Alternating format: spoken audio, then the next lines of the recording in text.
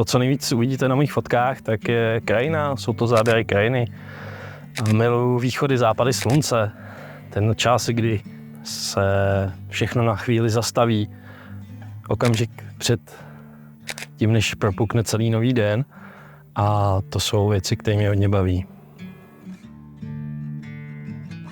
Při mým focení se snažím být spíš překvapen tím okamžikem, protože mi přijde, že potom je v něm mnohem víc autentičnosti a spíš než bych si plánoval konkrétní místo, konkrétní čas a konkrétní scenérii, tak spíš procházím tou krajinou, koukám se kolem sebe a v daný okamžik si najdu místo, který si mě zavolá a tam pak najdu to nejlepší místo pro tu kompozici.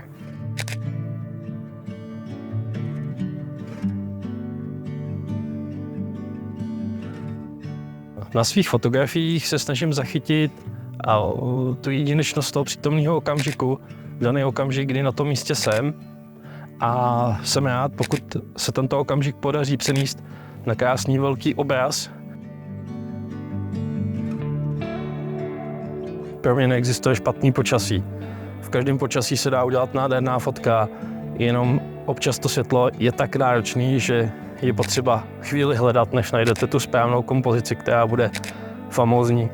A mnohdy stačí odníst si z celého focení jeden krásný snímek, který bude vzpomínkou na ten celý den.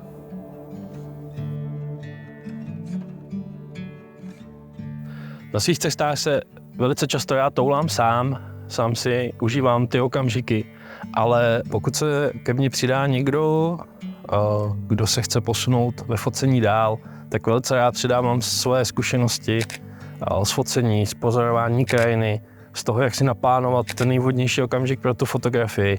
A proto někdy pořádám fotovýlety vyloženě za fotografickým cílem. Projdeme si to území a najdeme tam nádherný scénáře pro tu fotografii.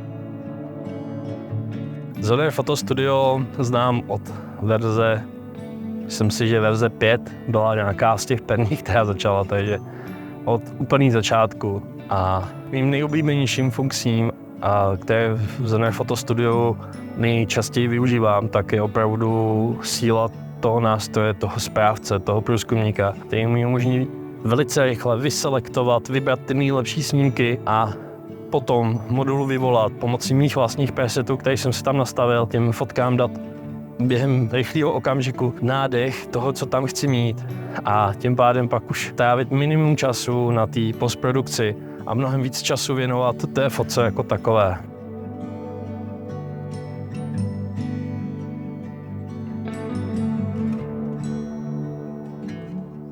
Jmenuji se Honza Musil a jsem ambasadorem Zonair Photo Studio X.